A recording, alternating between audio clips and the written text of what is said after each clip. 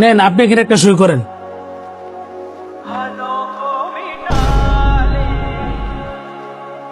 যা করতেছস বুঝা শুনে করতেছস।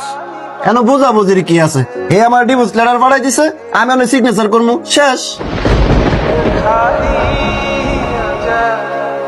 তোর না একটা মেয়ে আছে, হ্যাঁ, আমার মেয়ে আমার কাছে লয়ে বলবো।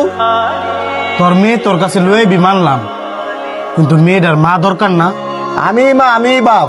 দেখ বন্ধু, তুই তোর বাচ্চার যতই আদর যত্ন করস না কেন লেগা, তোর বাচ্চার মায়েরও বাপ কোনোদিন পূরণ করতে পারতি না। তেমনি তোর বউ তোর বাচ্চার যতই আদর যত্ন করুক না কেন লেগা, তার বাবারও বাপ কোনোদিন পূরণ করতে পারতো না। একটা বাচ্চার যেমন তার মা প্রয়োজন, তেমন তার বাবারও প্রয়োজন। উনি কিন্তু কথাগুলো ঠিকই বলছে। আপনার কিন্তু একটা মেয়ে আছে, যা করবেন ভেবে চিন্তে করেন। না কাজী সাহেব, দরকার হইলে বিয়া করে বাচ্চা লাগে নতুন মা লয়ে আমু, এরপরে হেরে আনতাম না। বন্ধু, তোর কি মনে হয় নিজের মা একটা সন্তান রে যতটুকু আদর যত্নে বড় করবো, সৎ মাকে তা করবো?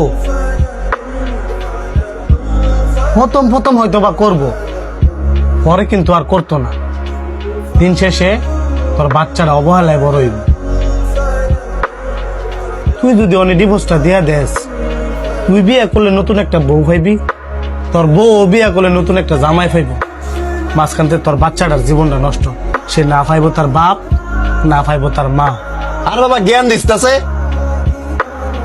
রাগ করিস না, তোরে আমার জীবনের একটা ঘটনা কই, যেটা আমি কিনা আজ পর্যন্ত কারো সাথে শেয়ার করি নাই। তোর আবার কি ঘটনা? তোরা জানস, আমি কিন্তু আমার বাপ মা থাকতো এইটু। এতিম মানে? হ, কারণ তোর মতন আমার বাপ মারও ডিভোর্স হয়ে গেছে। আমার বাপে বিয়ে করে নতুন একটা বউ পাইছে, আমার মা বিয়ে করে নতুন একটা জামাই পাইছে। আমি বড় হয়েছি আমার নানির ভাই। আমি যদি এগুলো কইতে পারতাম যে আমি কতটা কষ্টে বড় হয়েছি।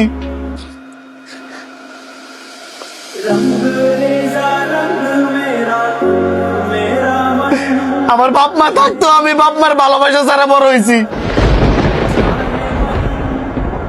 একটা বাচ্চার বাপ মা ছাড়া যে বড় কতটুকু কষ্টের, এটা একমাত্র আমি জানি। একটা বাচ্চা যখন আমার চোখের সামনে দৌড়াইয়া তার বাবার কুলে উঠতো, আমার কলজাটা তখন ফাইটতে যাইতো। ছোটবেলা আমার অনেক ইচ্ছে করছে আমি আমার বাপ মা ঘরে কই। তোমরা তোমাদের জেদের কারণে ডিভোর্স দিয়ে দিছো। আমার কি দোষ ছিল? আমি কি দোষ করছিলাম? আমার জীবনটা কেন নষ্ট করছো? দোষ করলে তোমরা করছো, আমি তো কোনো দোষ করি নাই। আমার গেলে বাপ মার ভালোবাসা থেকে বঞ্চিত করছো। মানুষ বিয়ে করার সময় একবার চিন্তা ভাবনা করে না, ডিভোর্স দেওয়ার সময় দ্বিতীয়বার ভাবে না।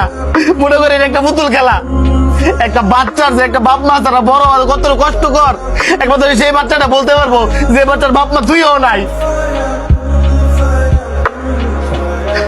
বন্ধু, তোর একটা অনুরোধ করি, তুই ডিভোর্সটা দিস না।